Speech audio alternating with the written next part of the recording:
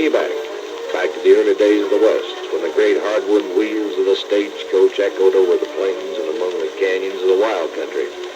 The stagecoach that brought the mail, the money, and the people to the far-flung reaches of a growing nation.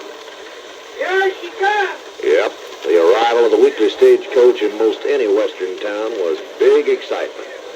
So when a stage came in, folks naturally gathered around to see what new thing had arrived from back east. Maybe a new school teacher, a preacher, or a wife who'd stayed east till her husband got settled in. Maybe a marshal with a prisoner on the way to the state penitentiary.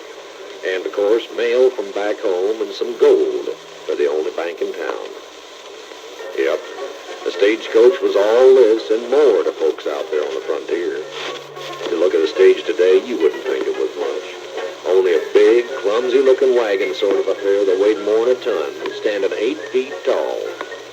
Had to be that high up to clear the rocks and ruts, because there weren't any roads like we know them now. Just trails from town to town. And what went on along the way called for real men to drive and guard the cargo and passengers. Now, the passengers rode in a kind of box that was hung on big leather straps to keep them from getting shook up too much. Up front, way up on a wide seat, the driver and his assistant, generally called a shotgun, had their place. Underneath that seat, or inside the coach itself, was a heavy lockbox that carried the valuables. Gold coin was the standard of exchange in 1860, that and banknotes. And, of course, that made a stage a pretty inviting target for road agents. That's what they called highway robbers back then. The main stagecoach route started at Atchison, Kansas, the place where the Eastern Railroads left off. And it led across Colorado, through Utah, and finally wound up in California. A long, hard trip. Every 10 to 15 miles was the four-horse team.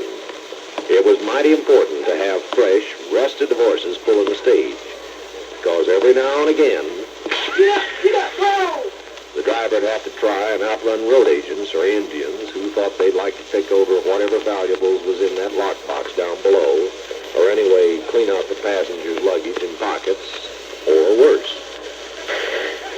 Sometimes the driver could outrun him, and he had one more thing working for him. His man riding shotgun, he turned around and bellied down over the roof of the coach with his guns, trying to discourage him from getting any closer. But every now and then, for everybody's good, it came right down to stopping. Everybody out! Wait, wait! And letting the road agents have their way. Like I said, travel wasn't easy back then. Not by a long shot.